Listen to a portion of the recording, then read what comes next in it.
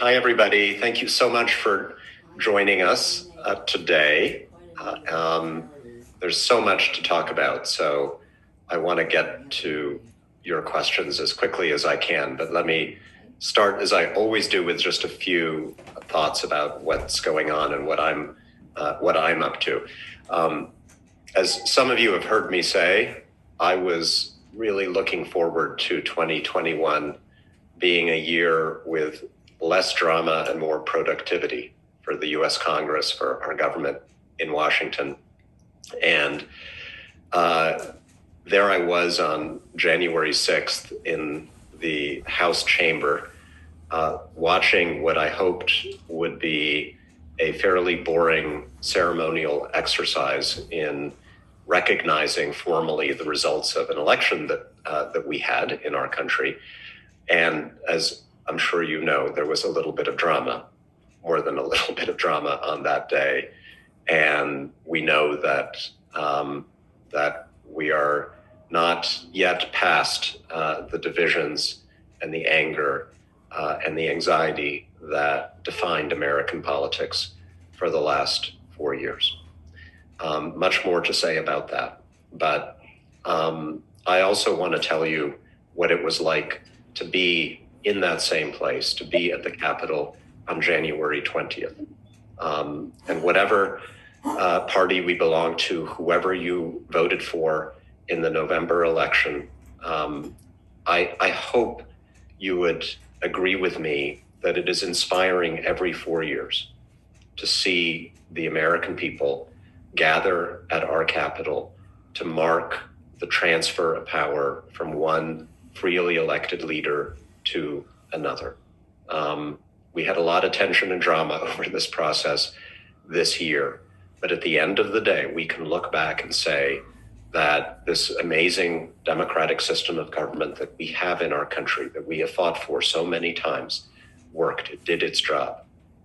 People all across this country in responsible positions, Republicans and Democrats, followed the rules, followed the law under tremendous pressure, and did the right thing. And we did on January 20th what we do every 4 years on January 20th. We came together to mark that passage, that transfer of power. And we did so, I think, in a spirit of great hope for the coming months and the coming years. I think the big difference right now, setting aside ideology, setting aside differences on policy, is that we can find unity, the word that President Biden used so many times in his inaugural address, on the things that ought to bring us together, even if we disagree passionately about how to solve specific problems in our country. We can have unity around simple concepts like telling the truth and obeying the rule of law, unity around respecting the process and the system and the votes of the American people, even if we may not like the result. Unity around the very old-fashioned concept that if you violate those principles, there ought to be some stigma, there ought to be some shame, there ought to be some accountability. That is, I think, part of the promise of this moment. And I think also unity around the idea that your job in government, whether you're the president or the vice president or a cabinet secretary or a member of Congress, your job is to report to work every single morning and to try to put your constituents' interests ahead of your own, try to solve problems. And right now, we've got some problems. We've got an overriding urgent problem of dealing with and finally crushing this terrible pandemic, which has cost us more lives than the wars that our country has fought in the past, than World War II. This is the challenge that this new administration has inherited, and I think it has been shocking to them. Maybe shouldn't have been a surprise, but shocking to them what a shambles they inherited in terms of complete absence of any national strategy to deal with this crisis. So we are now working together, House, Senate, and the administration, to finally use the instruments of government in the interests of the American people to get this crisis behind us. And so that is our first order of business and my number one priority over the next 2 or 3 weeks, to try to find agreement between the House and the Senate and the President on additional legislation to deal with the coronavirus crisis. We need, obviously, and I know we'll talk a lot about this today, we've got to ramp up vaccinations. We're doing about 25,000 a day in New Jersey, which is a lot, but it is not enough. We have to continue to ramp up testing. Let's not forget that will remain an extraordinarily important part of this process, even as we get vaccinated. And we have to do these things in a targeted way, keeping in mind not just the demands of public health, but other really important social needs, like, for example, getting our schools open. Joe Biden has said he wants a strategy that will enable most schools in our country to reopen for in-person education within 100 days. And that's not going to be easy, but it's going to require prioritizing both testing and vaccination for school employees. And it's going to require a whole lot more money to enable schools to do whatever it takes to make them safe for in-person instruction. That's something I really want to see come out of the next legislation that we agree to. Obviously, we need more economic relief because until we all get that literal shot in the arm, the economy is not going to be yet ready for the shot in the arm that gets us back to normal. So we're going to need to, and we are extending the student loan deferrals, the moratorium on evictions, assistance for renters and landlords, small business relief, of course, which we did in the bill that we passed in December.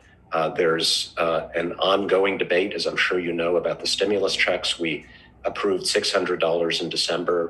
President Biden has proposed another $1,400 per person. That's something the Congress is going to have to consider in the coming weeks, days even, and I'd love to get your input on that. He's also proposed a very significant expansion in the child tax credit, which I am very, very strongly supportive of, even more so, I think, than the stimulus checks. If we do this, we cut child poverty in America in half, in addition to putting money in the pockets of hardworking families who will spend it to stimulate our economy. So that's the COVID response that I hope that we get to and adopt relatively shortly. Then we got to stimulate the economy. Once folks feel like it's truly safe to go back to work and school. And as many of you have heard me say before, my number one priority there is a massive investment in public infrastructure in our country. We need it anyway. Obviously, in New Jersey, we've got tremendous work to be done to fix our roads and our railroads and our tunnels and our bridges and our airports and our seaports. We've got huge projects like the Gateway Project, the Hudson River Tunnel. We made progress in my first term on the first part of that. We are now going, with President Biden's help, to get the funding and approval we need for the Hudson River Tunnel. So that's great news, but the whole country needs massive, massive investment. There's also a huge opportunity here because interest rates are basically at zero. This is the time to invest in the future. And if we do it in a smart way, not only do we fix a lot of stuff, not only do we make our commutes better, but we can also speed the absolutely necessary transition of our economy from fossil fuels to clean energy, to protect our health, our safety against the devastating effects of climate change, and to make America the world leader in transitioning the entire world to this new way of generating energy. So if we're going to be spending the money anyway on infrastructure, that's how I want to do it. And so that's going to be a huge priority for me. We've made a lot of promises in the last two elections on healthcare as well. And we now have a majority in the House and the Senate and a president, very narrow majorities, but a majority nonetheless, that agrees that instead of repealing the Affordable Care Act, we need to take the next and necessary step to strengthen it. So I hope we have a chance to talk about that as well. I think that will be a major priority for the coming year. And then, look, overarching goal, those are policy issues. We do need to deal with some of the things that have been holding us back in our politics, the disinformation, the hate, the division that is out there, some of which has been fomented deliberately by leaders in our society, but which is also spread by technology, by social media, by this engine that companies like Facebook and Twitter and Google have created to divide us, to feed everybody the most extreme versions of what we already believe, the most hateful versions of what we already hate, the most fearful versions of what we already fear. So that, at the extreme, you've got a mob attacking the Capitol, beating police officers to death, yelling, "Hang Mike Pence." And they believe, honestly, sincerely in their hearts, that they're doing the right thing. They believe, honestly, sincerely in their hearts, that almost every American agrees with them. And how do they come to believe that? That's something we have to seriously examine as a country. And as many of you know, I've been speaking about this since I got elected. And right now I'm leading an effort in the House to hold these social media companies accountable for basically the way they've designed their social networks to have this effect on us. And we have legislation I'll be reintroducing later, fairly early this year, shortly, to address that problem as well. And I think whether you're conservative, liberal, right, or left, it shouldn't matter. We all have an interest in dealing with that disinformation and propaganda that pushes everybody on every side further to the extreme. So those are some of the things I'm working on and thinking about, but I get my priorities from you guys. So I really look forward to hearing your questions and concerns and suggestions. And so I will turn it over to you and look forward to taking any questions you might have. Thanks again. Thank you, Tom, for those opening remarks. We're now going to begin with a few frequently asked questions that were submitted beforehand. And after that, we will go into live questions. If you pre-submitted your question and it was not answered during this FAQ portion, please feel free to ask it again using the chat feature below in order for it to be answered today. Just a reminder that if you would like to ask a live question, please type your name and what town you are from along with your question, and I will add you to a list of questioners. Now would be a great time to start submitting those questions as well. All right, Tom, for your first pre-submitted question, how realistic are the president's vaccination targets?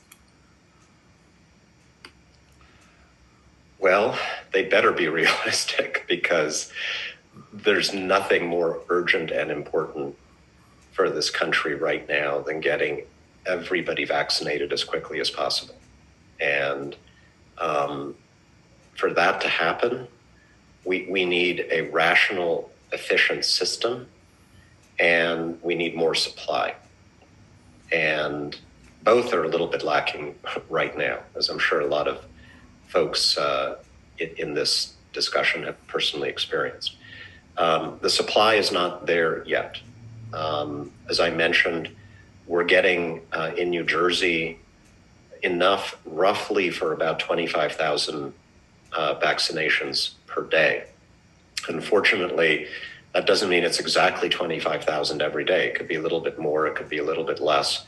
And given the huge lack of organization and leadership at the federal level, New Jersey and all the other states, they're not being told exactly, 1 week how much they're going to get a week or two later. And so not only doesn't the state have enough to be able to vaccinate all of us as quickly as we might want, there's not enough certainty in the supply to be able to schedule out appointments as far out ahead as we might want. And I'm sure a lot of people in this call have experienced the result of that. The new administration has been in office for less than a week, right? And so we now once again have an actual COVID task force, actual leadership at the federal level that is taking responsibility for this problem rather than saying what the previous administration did, which is that it's just all up to the states. It's not our responsibility. One of the first decisions that Biden has made is to set up FEMA-run, Federal Emergency Management Administration-run mega testing sites in states all around the country. So we will get at least one of those sites in New Jersey. I don't think the location has been settled yet. Again, it's just been a few days. But that will be a federally run and supported FEMA-run testing site that will take some of the burden off of the state and help us accelerate this process. The 25,000 a day number should also increase as more vaccines are approved. We don't want to take any shortcuts. We want to make sure that every vaccine that's approved is as safe as the ones that already are out there. So full clinical trials and all the rest. But I think we can safely assume that there will be more vaccines approved and that therefore we will be able to ramp up well above 25,000 a day. So, I'm optimistic, but I would ask folks to be just a little bit patient over the coming week or two for the new team to get its act together. We will then, of course, be within our rights to hold them accountable, just as we held the Trump administration accountable. But I think the plans they put into place are sensible and solid. And most of all, I have confidence that, all of these folks are going to be working together to try to make this better rather than to absolve themselves of responsibility every day, which is what we were getting from the last administration. Thank you, Tom. And just for everyone's awareness, a few weeks ago, our office held an event with some of the health professionals in our district regarding vaccine distribution in New Jersey. I'm going to drop the link to the video of that meeting that we had. It's really informative. It might answer some of your frequently asked questions, and that's a good resource for any of you to use throughout this distribution process. All right, our next frequently asked question for Tom. Tom, what is the status of a COVID stimulus bill now that Joe Biden is in office? Yep. So I spoke a little bit to this in my opening remarks, but basically President Biden has proposed a COVID relief and stimulus. I still think it's more relief bill that would cost another $1.9 trillion. And cover a lot of the items that I mentioned. There is a significant amount of money there for testing and vaccine distribution and development. There is, I think, $130 billion for schools to accelerate the safe reopening of in-person instruction in our country. There's money for childcare, again, for the same reason. We need families to have a place to care for their kids while they're going back to work. There's rental assistance and mortgage relief, additional small business assistance. There is the, I think, very, very important child tax credit that I mentioned. There are provisions to extend paid sick leave for folks. Obviously, we don't want a situation where people are testing positive for COVID and feeling that if they don't come to work, they're going to lose their jobs for obvious reasons. We're still in the middle of this pandemic. We have to extend these programs and facilities until we're out of it. And it's got something that I've been fighting for forever, which is direct assistance to our state and local governments. This was something that, for whatever reason, Mitch McConnell just put his foot down and refused to allow while he was majority leader in the United States Senate. It's super important for us in New Jersey because inevitably, right, state revenues, tax revenues declined this year, sales tax revenues, other things that are affected by this economic crisis. Some of our municipalities are doing fine, knock on wood. Others have also had to cut back, and I don't want any of our municipalities to feel like they either have to cut the services we depend on or raise our property taxes. So that's a very important piece. What are the chances? I think the chances are extremely good that we will get a bill. It probably won't be word for word what Joe Biden proposed, because that's the give and take of the legislative process. Democrats have 50 seats in the Senate. It's 50-50 with the vice president having a tiebreaker. There are some Democrats who've expressed concern about some aspects of President Biden's plan. There are some concerns about making sure that that money, if we're going to be spending it, is really going to the people who need it, and not to people making higher incomes. I'm kind of sympathetic to that. So we're going to look at the details. We're going to have some negotiation. The difference between now and last year, including last December, is that when we have a bill, we can not only get it passed in the House, because we can schedule a vote there, we can get a vote in the United States Senate. And that was the problem for the last 2 years. On issue after issue after issue, we had legislation that could have passed the Senate because enough Democrats and Republicans supported that legislation, but McConnell would not allow a vote. Now we can negotiate something and make them vote, yes or no. So for that reason, I'm confident we're going to get something and it's going to be good. Probably won't be perfect, but that's government. That's how it's supposed to work, and we need to get back to work. Thank you, Tom. All right, we're going to start beginning live questioning. Again, please use the chat feature at the bottom of your screen if you would like to ask a question live to Tom. All right, to start, we have Bob from Reddington. Bob, can you hear us? Yes, I can. Can you hear me? Yes, we can. Okay. Thank you very much for what you do for all of us. It is always greatly appreciated. I am somewhat confused as to the names of the rallies or how many rallies were actually held in Washington on that infamous day. I know that the rally that was hosted by or organized by Women for America First was to protest the election results. This was the executive director, Kylie Kramer. And they also hosted December and November marches, which both ended in violence. Now, this Stop the Steal, I'm not sure if this is the same as Trump's Save America rally or if they were supposed to be two separate things.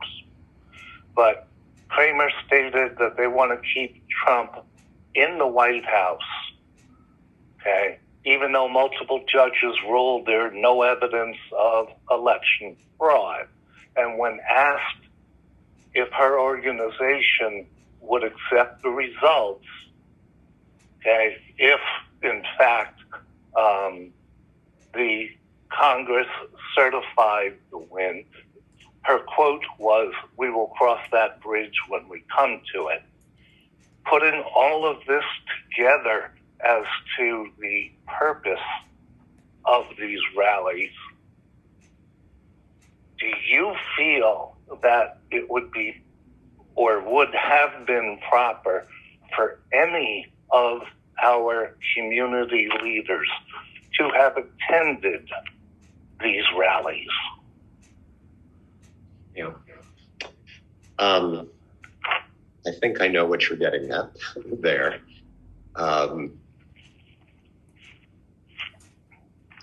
Look, there were a lot of different groups, as I understand it, as I have looked into what happened on that day.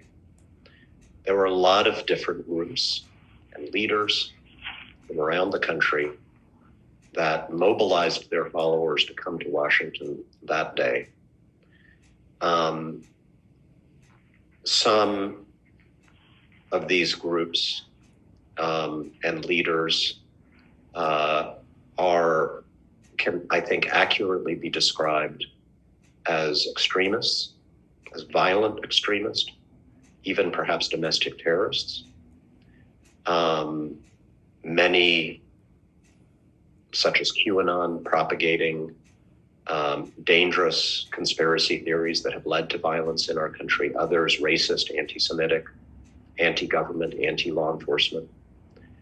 And then there were other groupings and organizers, and probably a larger share of the participants who weren't necessarily like, members of the Proud Boys or the Three Percenters or the Oath Keepers, or, one of those radical organizations, but were there rallied by the president and his supporters to deny the legitimacy of the election and to put pressure, and this is the key, to put pressure on members of Congress, particularly Republican members of Congress, to not certify the election, to throw out the votes of Americans in states like Pennsylvania and Arizona and Georgia, and to enable President Trump to stay in office despite the fact that he lost the election.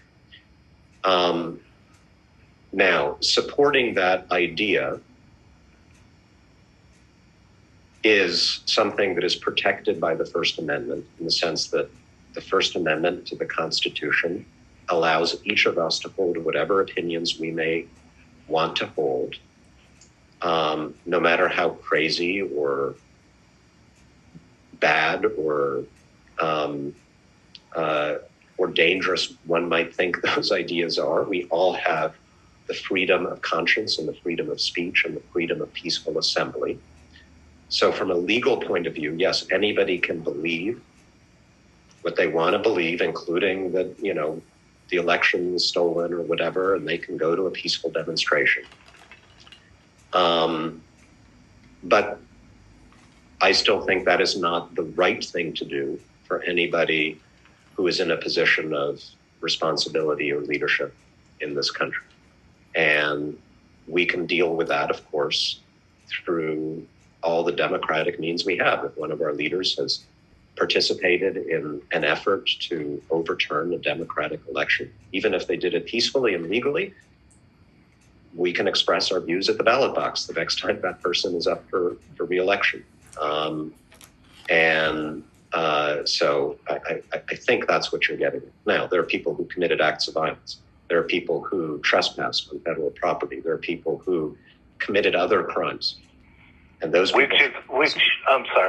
Which is not what I was addressing. You address my point of whether or not, for example, a mayor of one of our towns should have even been there in the first place.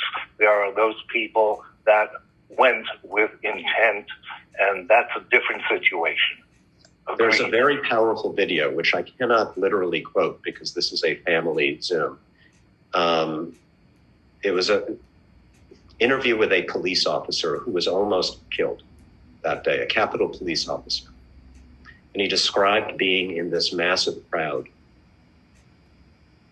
this mob of people who were attacking him, screaming at him, massing on him, threatening him with violence, pushing him, tearing at him, punching him. And you know what happened to the officer who was beaten to death that day and others who were almost beaten to death. And this officer described this scene and he said, at first I thought of taking out my gun and using deadly force. But then I thought, there's so many of them, they would take the gun and that would be their excuse to kill me. So then I decided to appeal to their conscience, and I said, I'm a family man. I have a wife. I have 3 children. And at that point, 2 or 3 members of the mob started to protect me. They made a little circle around me. And that bought me the time to get out of there. And then the officer said, I've been thinking about what I think about those people who helped me. And it comes down to this. I want to say to them, thank you for helping me, and F you for being there. And I'm sorry if even those initials offend anybody, but I think that captures how I feel, even about people who were there and who didn't break a particular law, even those who were there who may have at that moment tried to help somebody. No, I don't think anybody should have been there, because the purpose of that march, that rally, if you can call it that, was, even if you weren't there to use violence, it was to stop the United States Congress from doing its constitutional duty. It was to overturn an election, which would have meant, if they had succeeded, overturning our democratic system of government. Thank you both for that question. All right, next up, we have Julie from Alexandria Township. Julie, can you hear us? Yes, am I on? Yes, you are. Okay, great. How important is universal health care to you? How do we prioritize working class people? And my third question, you can take these in any order, is what plans do the Democratic Party leaders have for the future for preventing another Trump-like dictator from taking power? Okay.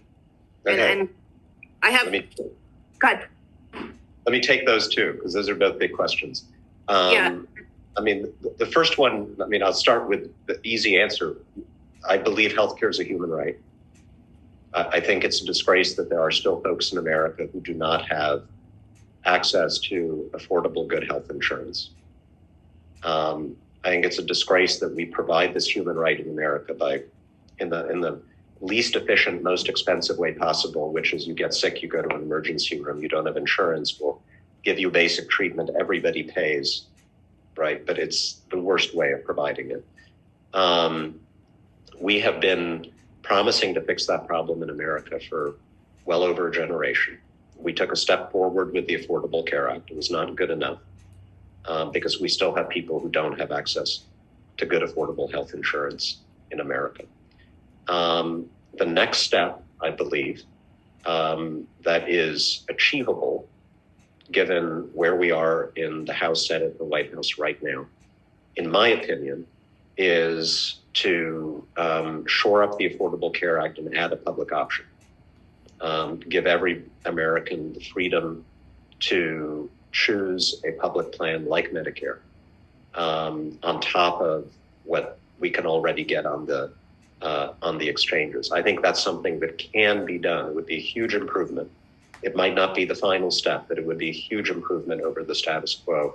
And I think it's achievable, though difficult, in the current Congress. And we can talk a little bit more about the mechanics and how you do difficult things in the current Congress. But that's something that I hope we go for this year. Do you support tonight? Sure, just as a do you support putting Medicare for all to a floor vote in the House, even knowing it probably won't get through, just so that constituents can see where their representatives are at? I'm fine with anything getting a vote, and I'm also fine with telling people where I'm at. Whether there's a vote or not, I'll always answer your question, right? So you can decide accordingly, right? What you think of me, and I have not been in favor of Medicare for all. I've been, very clear about that. Some people want me to. Some people definitely don't want me to. But that's been my position. I don't think that we can leap in a single bound from the system of private health insurance that we've set up over decades in this country to a single payer system. Very few countries around the world, including many that are cited as examples of single payer, actually have single payer. Most countries have some mix of private insurance and a government run or public option. So I think the achievable goal, and I want it to be real. I don't want to just have symbolic votes. I want to help people this year. I want to help people next year. The achievable thing, the step that we can take, I believe, is the one that I just mentioned. And remember, when the Affordable Care Act was passed in 2010, we had Democrats at 60 votes, 60 in the Senate, and even then could not get the public option through. We were one vote away from getting a public option. So this stuff is not easy. I think we're further. The country has moved further along on healthcare since 2010, where we can achieve more today than we could then. But my preoccupation for the next 2 years is delivering. It's not messaging, it's governing and delivering, and that's what we can deliver.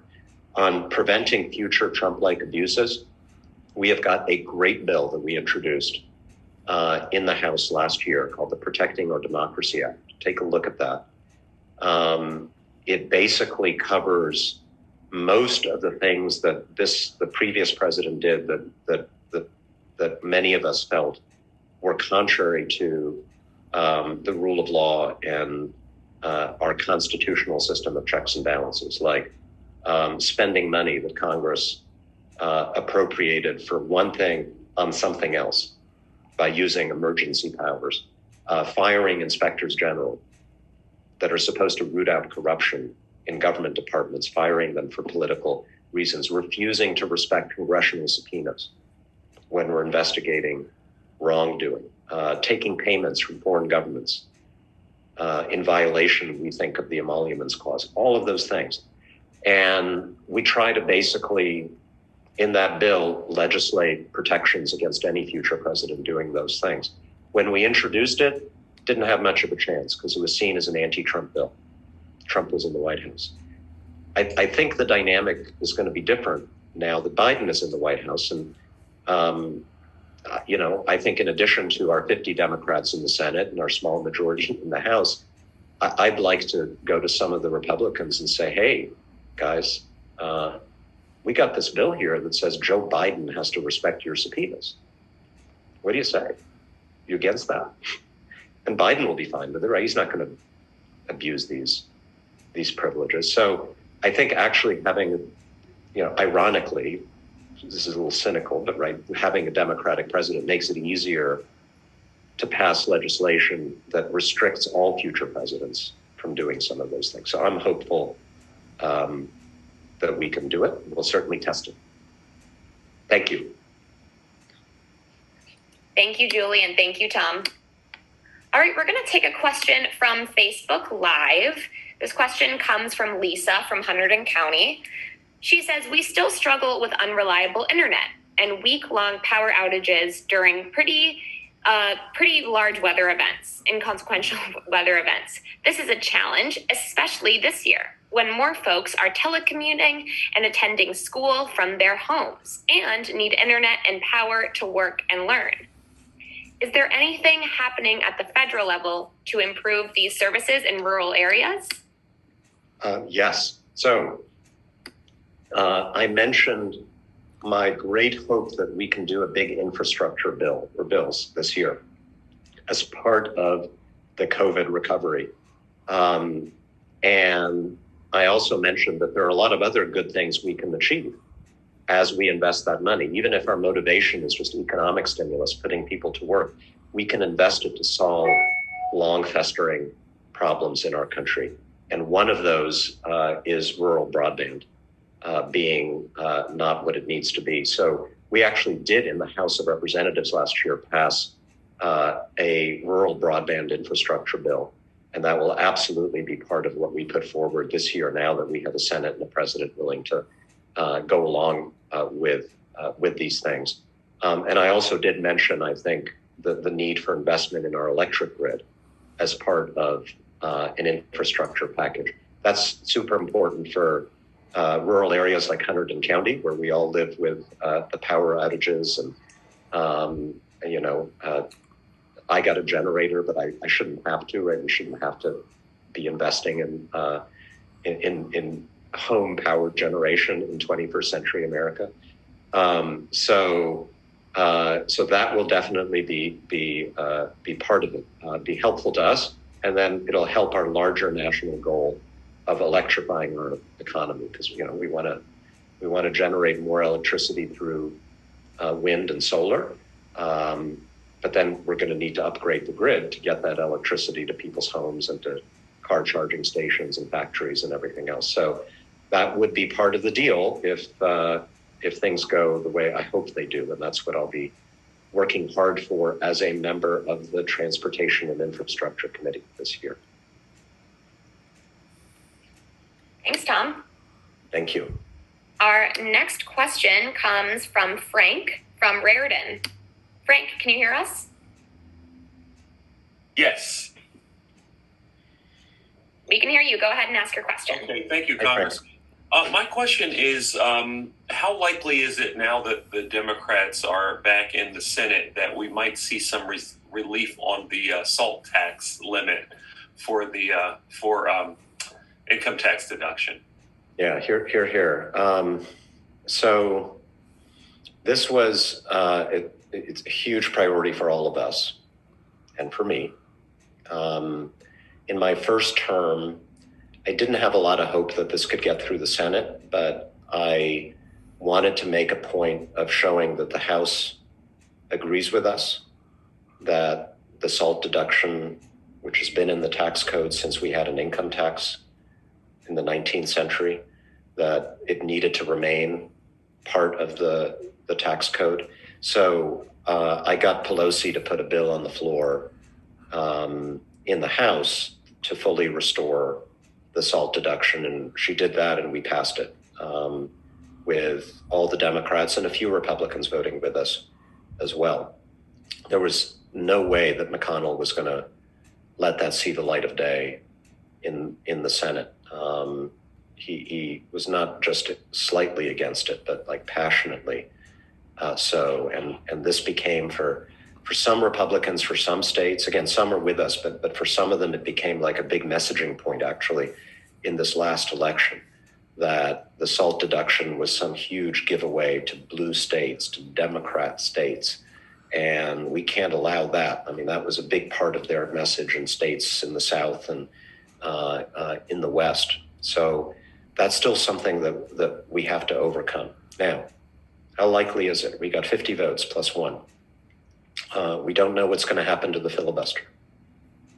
And that's, for better or worse, a critical part of knowing what the right answer to your question is. If we just have 50 votes plus one, I don't think we will be able to pass certainly a standalone bill that would restore the SALT deduction in whole or in part. With the filibuster gone, that changes the equation a little bit. So we'll have to see what happens there. There will be some forcing events. We definitely need to get back to tax reform in some way, because in that horrible 2017 tax reform bill that took away our SALT deductions, a lot of the middle class tax cuts start expiring in 2021. Guess what? The corporate tax cuts don't expire, but the ones for regular folks start expiring, right? So there's going to be a huge incentive to get back into tax reform.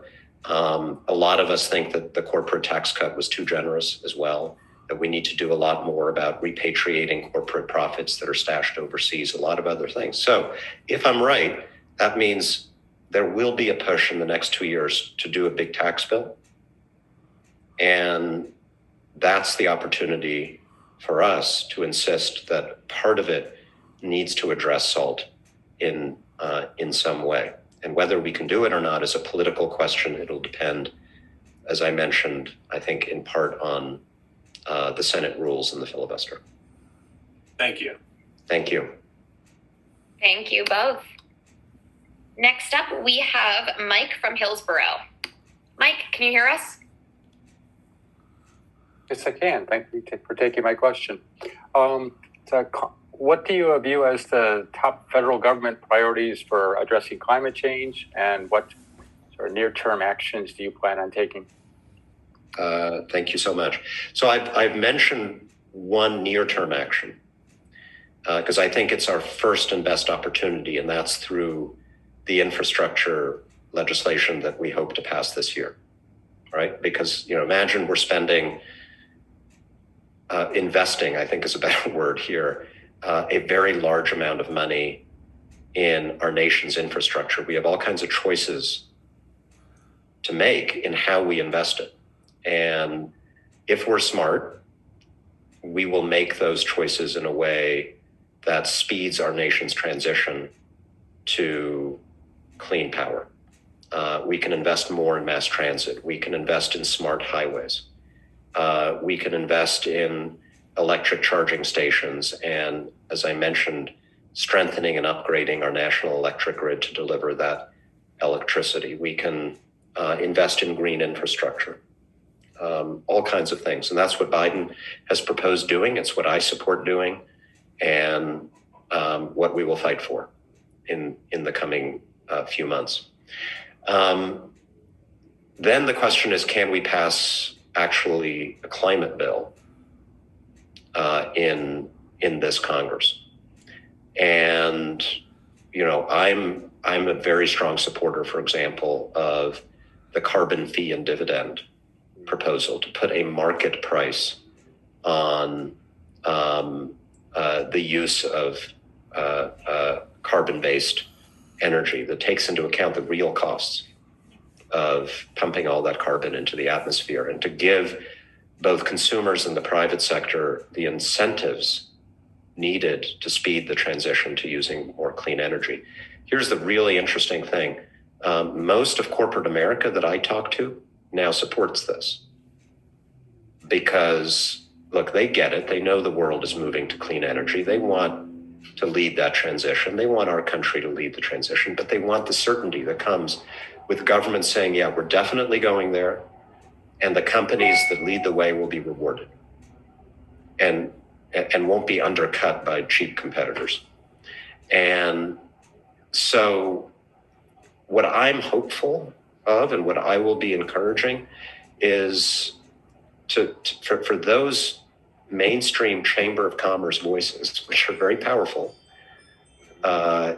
in the Congress, realistically, to be heard more strongly over the coming year, because unfortunately, most members of the Republican Party who are elected in the House and Senate are still reluctant to touch this because activists in their party have railed against it for the last 10 years.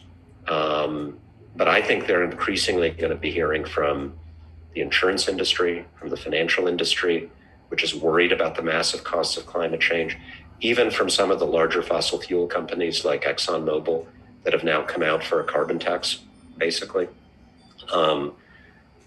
That could be transformational. So start with infrastructure, doing it in a way that promotes green energy, and then let's see if we can actually pass a climate bill. And then meanwhile, Biden's rejoined the Paris Accords. There's a lot that he can do just through his own authority to promote clean energy and cutting emissions. Thanks, Mike. Great, thank you. Thanks, Mike, and thanks, Tom. Next up, we have Martha from North Plainfield. Martha, can you hear us? Martha R. from North Plainfield. Hi, Tom. I'm so relieved that you were reelected. Thank you. And I thank you very much for all that you do for us. Now, my question is, actually I have a lot, but the one is, what's the scuttlebutt that you're hearing in Congress about Trump being impeached, enough Republicans voting to indict him? Mm-hmm. What are you hearing? Well, that's the Senate. I know. You guys don't. I don't have any inside baseball that you can't get from reading all the stuff that's out there. I think I'll tell you this: if everybody in the Senate just voted their conscience, my prediction would be that he'd be convicted quite comfortably. Mm-hmm. The Democrats, of course, will all vote to convict. There are several Republicans who I think are pretty open in saying that they would now. And I think a lot of others who are just so sick of them, so fed up with what they had to endure the last few years, not just the country, and so disgusted by what happened on January 6th, which they, including Minority Leader, Mitch McConnell, have clearly laid at former President Trump's feet, that if it were a free vote of conscience for them, absolutely they would do it. By the way, they also feel politically that that former President Trump is responsible for them losing the Senate and is making their party less and less attractive to young people and color, and it's weighing them all down. That said, I think a lot of them are afraid. Yeah, that's the impression I've gotten. They're afraid of political death because anybody who votes for impeachment in the Republican Party will be primaried. And so they're afraid that they could be defeated in a Republican primary. And I'm very sad to say some of them are afraid of physical violence because it's real. They're understandably afraid of physical violence.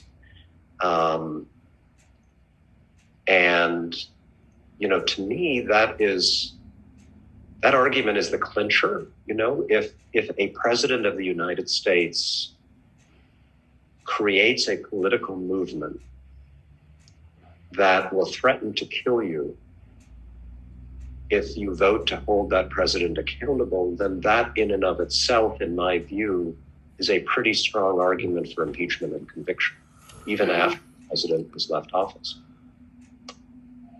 But it's not easy to face death threats. I face death threats. You have a family, So I don't know what's going to happen, but those are the factors at play. And, to be fair, there are also Republicans who honestly, sincerely are against it, too, for their own reasons, right? But what makes me sad are the ones who I think would vote yes if not for that. Yeah, thank you. There's one, something that bugs me. And when people bring up universal health care and Medicare for all, I don't think the younger people understand that we who receive Medicare actually pay, that it costs us money, it's not free. So when the issue comes up, would you mention that? Because I think people think it's free, and it's not. Of course, nothing is free. Right. It is, I do feel strongly. I agree with them when they say it's a right. I agree. I agree with that. And it's in my interest for you to have health care, and it's in your interest for me to have health care, right? But one way or another, whatever system we have, we're paying either through premiums or through taxes. We'll be paying, and so yes, that has to be accepted. Well, it's a deduction. It's a deduction from my Social Security. Yeah, and it's not a small amount. Yeah. So thank you. Thank you so much. Thank you, Martha. All right, just to let everyone on this call know, we are going to go a little past 3 o'clock just to make sure we answer as many questions as we can. Next up, we have John from Bridgewater. John, can you hear us? Yes, hi, thank you. Hi, John. Hey, Tom. I read this past week that you joined the Problem Solvers Caucus. And I was just wondering what the impetus was for joining, and what you hope to get out of it. Sure. So, Problem Solvers Caucus it's really the only effective group or body in the Congress that brings Republicans and Democrats together. And it's sort of got a reputation for being kind of moderate or middle of the road. It's not really what it is. It's a bunch of people, 28 Republicans, 28 Democrats, who are at least trying to figure out what they can agree on, even as we disagree on a lot of other things, which I feel, probably one of the most common questions I've gotten in these town halls over the last 2 or 3 years is, what can be done to find those areas of common agreement and common interest, even as we fight each other over the things that we disagree on? And so the purpose of the group is to do that. I was actually very critical of it, and want to be very candid about this, when I was running against my predecessor, Congressman Lance, who was also a member of the Problem Solvers Caucus, and would sort of, his answer, I felt, fairly or not, his answer to too many questions was, well, I'm a member of the Problem Solvers Caucus, and that should be enough for you.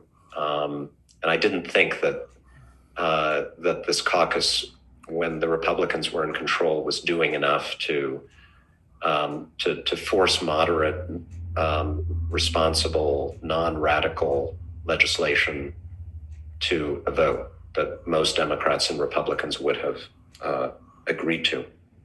But in my first term, particularly at the very end, I saw them actually come together to do some things that were very useful. The last COVID relief bill, the one that we passed in December, that was the Problem Solvers Caucus.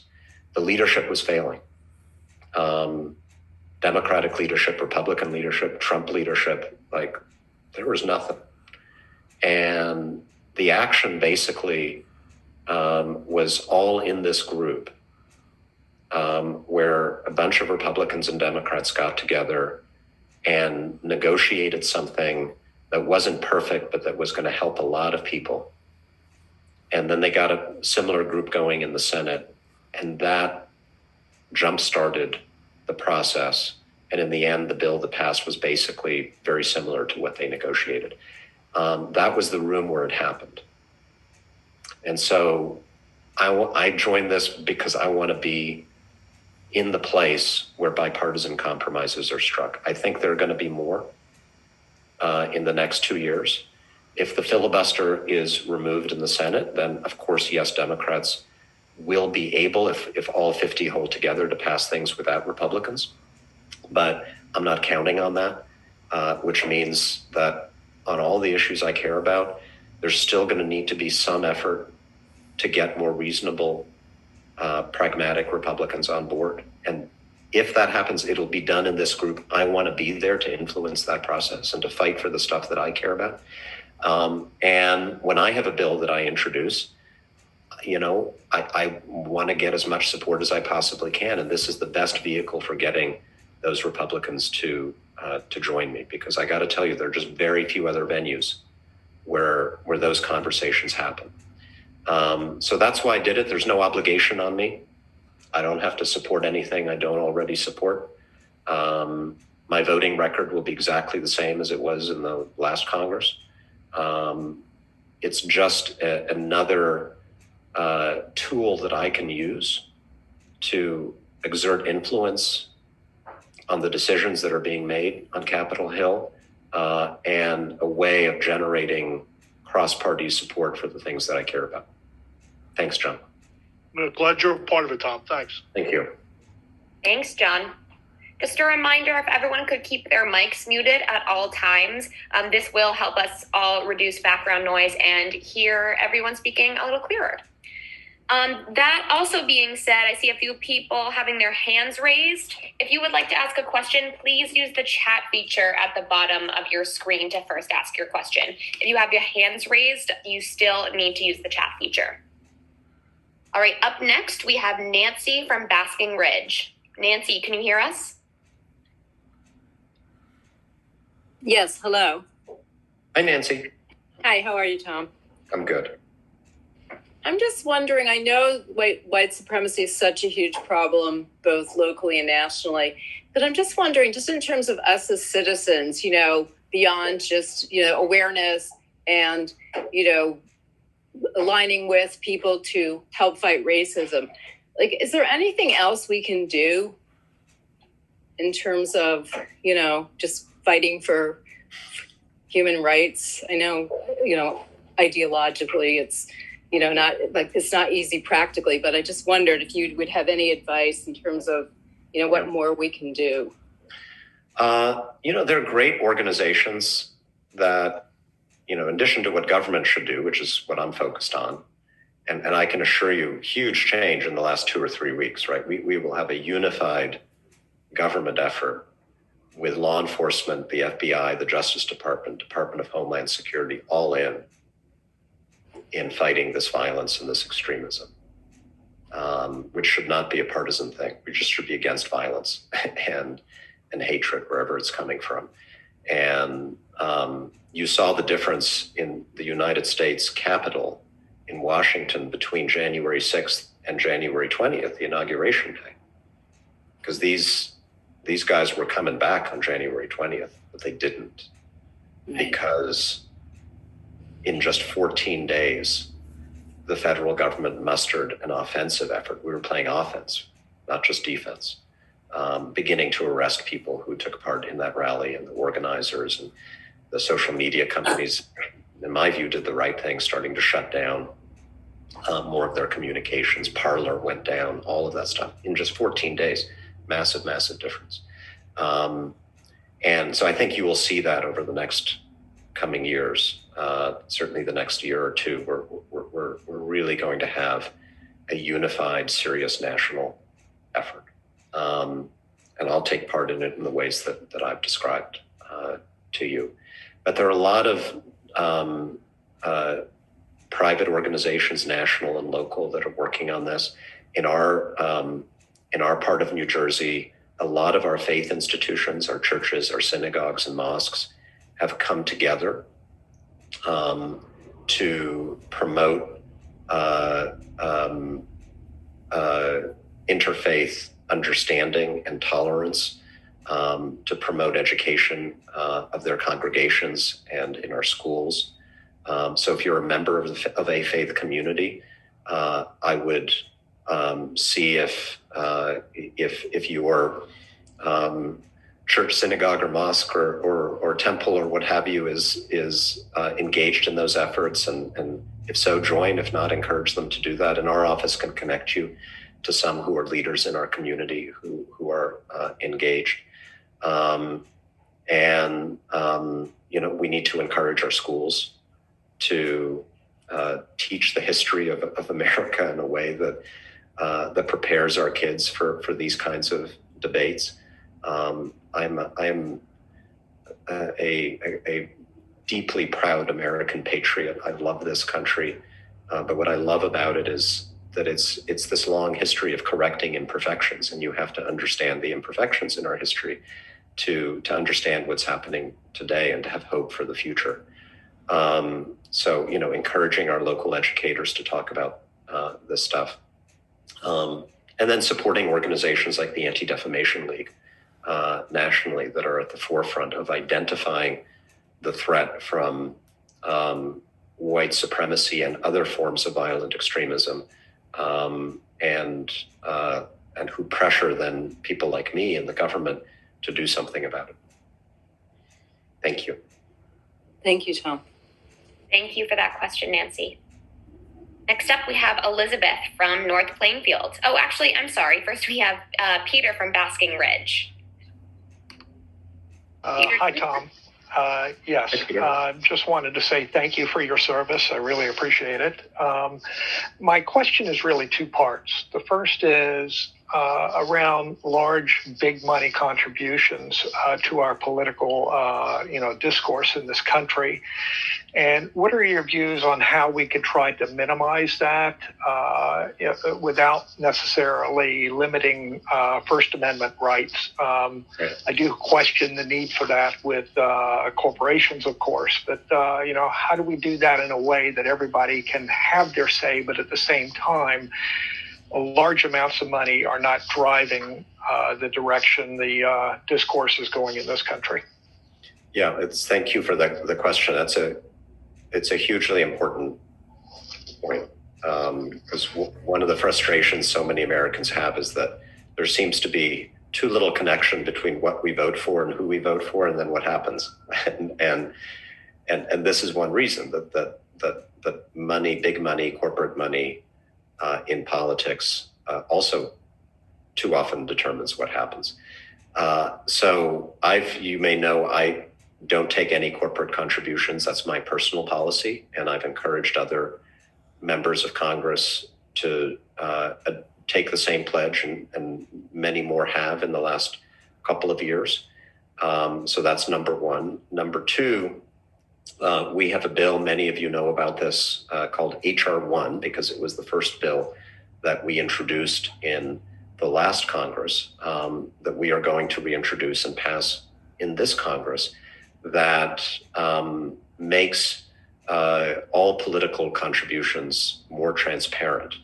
It tries to ban dark money in the sense that it requires all contributions to PACs and other organizations, nonprofits that try to influence our election outcomes. It requires those contributions to be public and transparent, so that at least we know who's trying to influence whom and with how much money.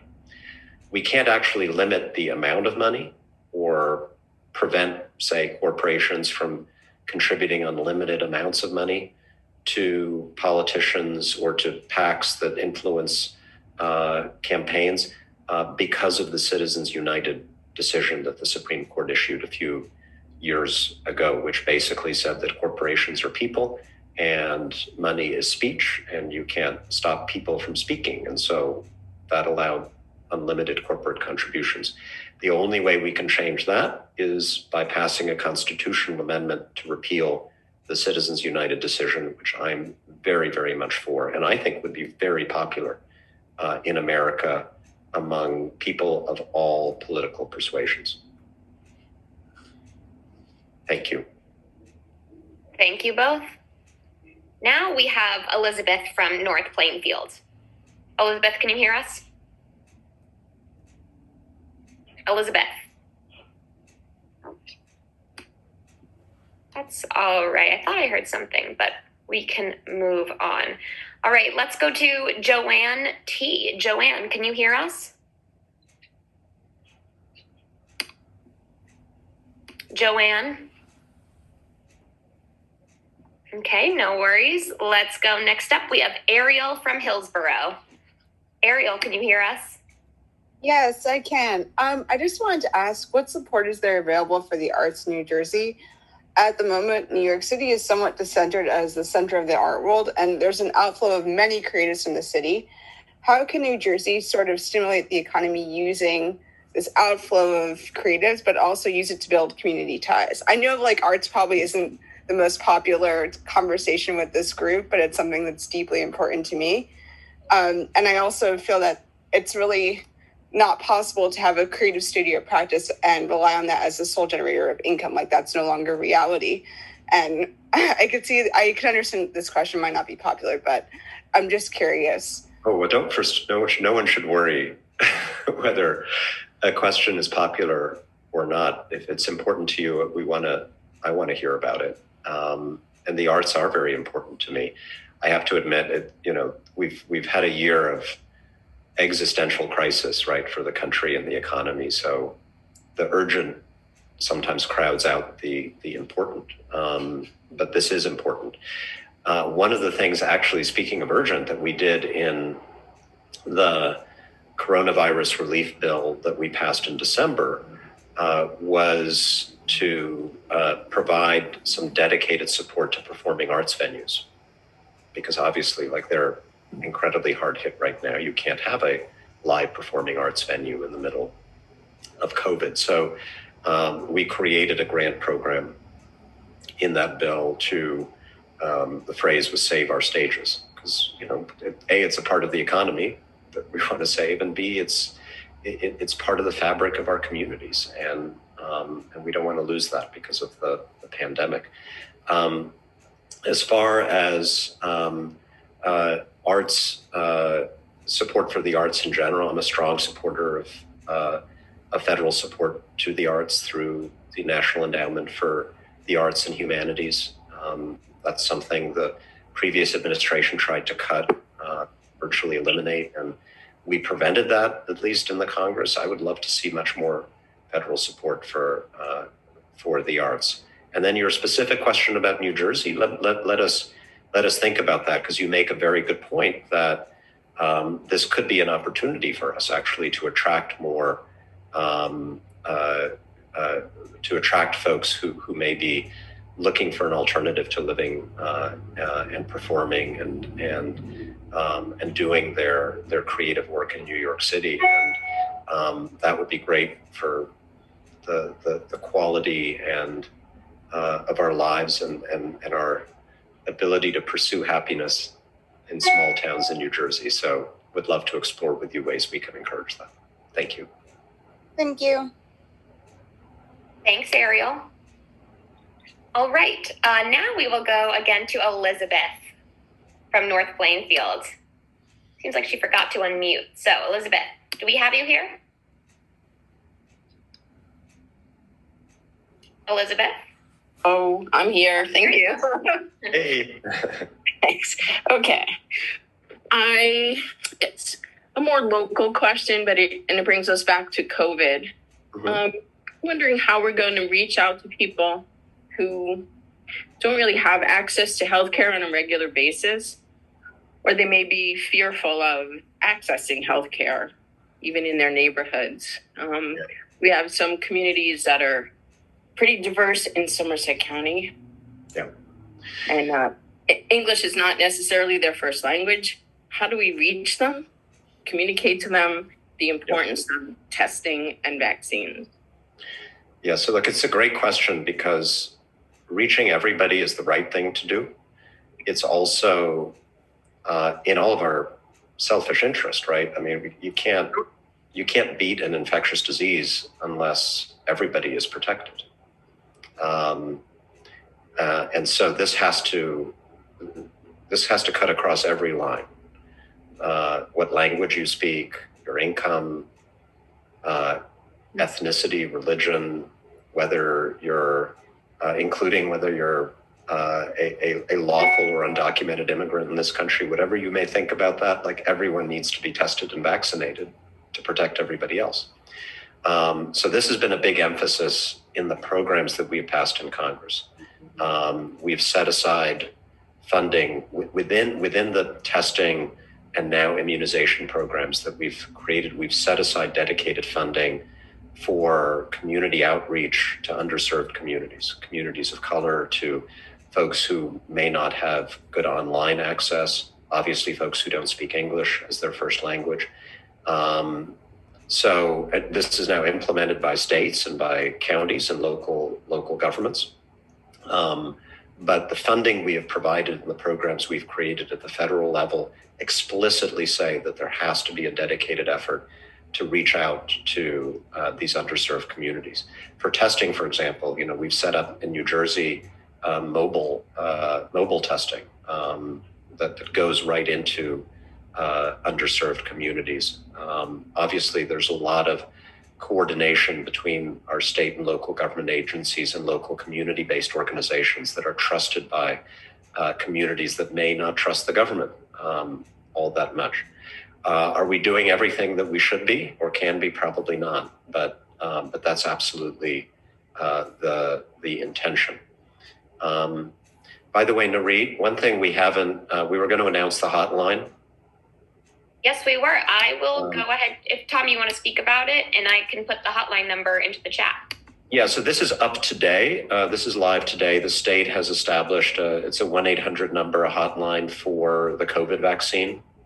And no, I don't think you can call the hotline and get an appointment, but I wish.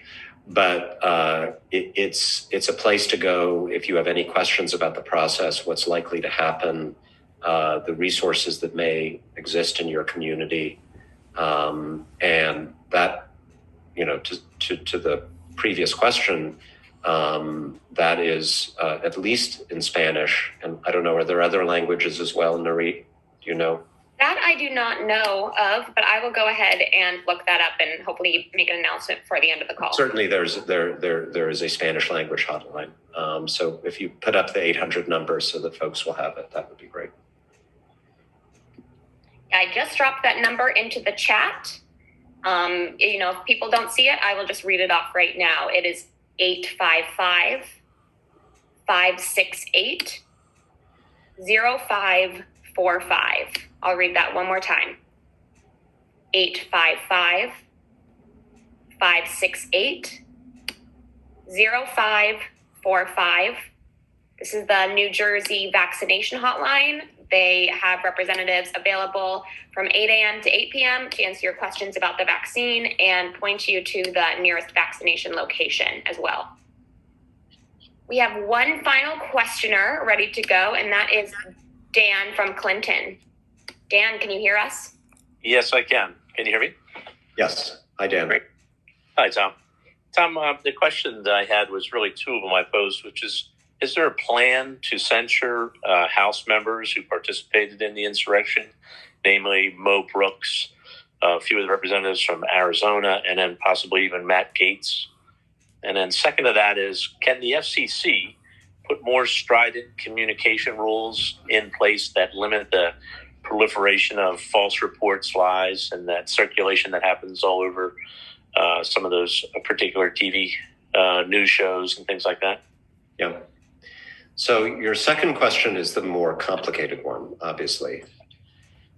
Before I got into the business of trying to fight this scourge of violent extremism in our country, I spent my life as a human rights advocate and a very, very strong believer in the First Amendment and freedom of speech.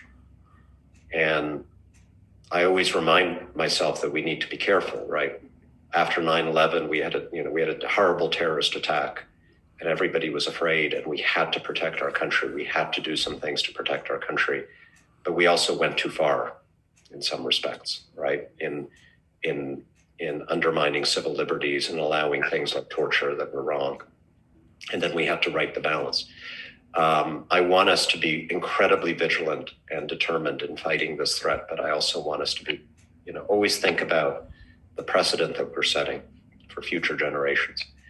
Can the FCC do something? I'm sure that the new FCC under President Biden is going to look very hard at this question.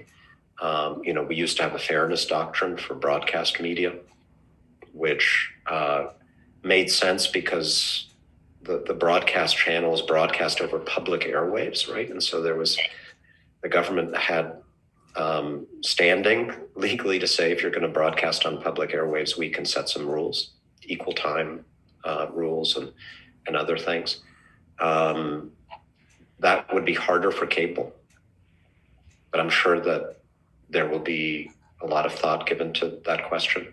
On social media, I mentioned the legislation that I'm introducing, which it doesn't force the companies to censor or do anything else. It just says that they would be subject to the same liability as anybody else in our society if content that they promote on their social networks through the algorithms, the software that they write, which makes content appear in our news feeds, if that content can be shown to have led to real offline violence, real world violence, like an act of terrorism. And that would just mean that, like a newspaper or publisher, regular publisher, they would they would be vulnerable at least to a lawsuit, which they would have to defend themselves again. Doesn't mean that they would lose the lawsuit, just that they would have to take that into account. So watch that space. That's where I think we are heading. On censuring members of Congress, and you mentioned Mo Brooks. That's Mo Brooks of Alabama, not Mel Brooks. So Mo Brooks is, I sometimes refer to this as the QAnon caucus or the Cuckoo caucus. It's a small group of them who are really, really out there. And Representative Brooks, on the morning of January 6th, addressed the mob that was gathering at the White House to march on the Capitol. And after denouncing his fellow Republican members of Congress as traitors and weaklings, he said to the mob, "Today is the day when American patriots start taking down names and kicking ass. And we can do that on our way to Capitol Hill."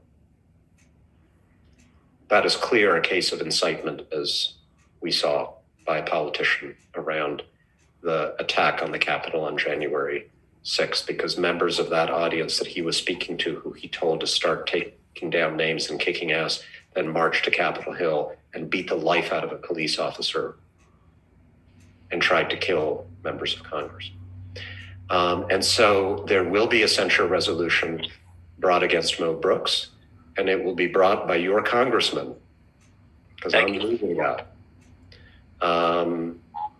There will be another one brought against Louis Gohmert of Texas, who also explicitly said we need to be violent. As for the others, again, I want to be careful, right? I don't want to be driven solely by anger, even though I'm angry. There will be referrals to the ethics committee in cases that are maybe a bit more complicated or ambiguous, and a chance to investigate and for those members to answer for what they did and defend themselves. In some cases, theoretically, we could find more than just verbal incitement. There are allegations. I don't know if they're true, but there are allegations that some members may have colluded more directly with the rioters. If that were true, then I would hope that the House would take action. But we're gonna do it carefully with due process for allegations that are as serious as that. Mo Brooks, it's like he said what he said publicly. The video is there. He continues to say that he's proud of it. He's shown no remorse. So that's a simple question for the House. Do we stand for that or not? And I think a pretty big majority of us will say, no, we don't stand for that, including a lot of Republicans who are as fed up and angry as I am. Well, thank you. Thanks. Thank you, Dan. And thanks, Tom. All right, we are nearing the end of this call. I just want to say thank you to everyone who participated during this call. We had some really great questions throughout. I want to remind everyone that our office does provide updates on the latest in Congress and announcements for our latest events through our e-newsletter.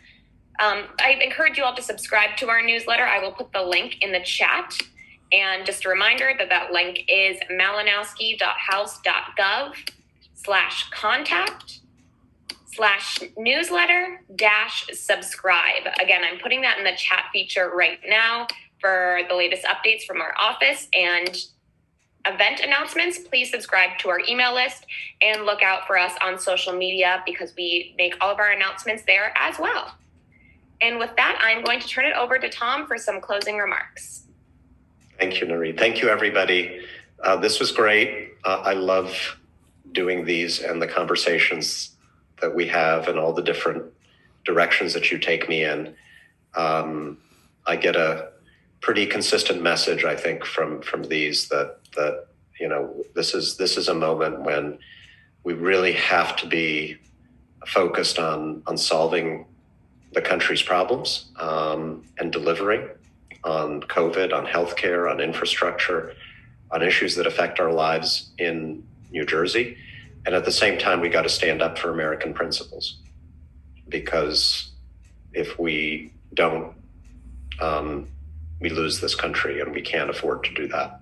And so that's what I'm going to try to do with your help and your guidance. And these conversations really help me focus myself on what's important to you. So thank you so much again. Please stay in touch with us. Lots and lots of important federal programs that have been put into place for COVID and economic relief, and hopefully more to come. And I know that creates a demand and sometimes bureaucratic obstacles to people who are looking for help. Please know that you can always reach out to my team, and we'll do our best, our very best to help. So, and you know how to do that. With that, thank you again, and look forward to our next opportunity to get together. Bye-bye.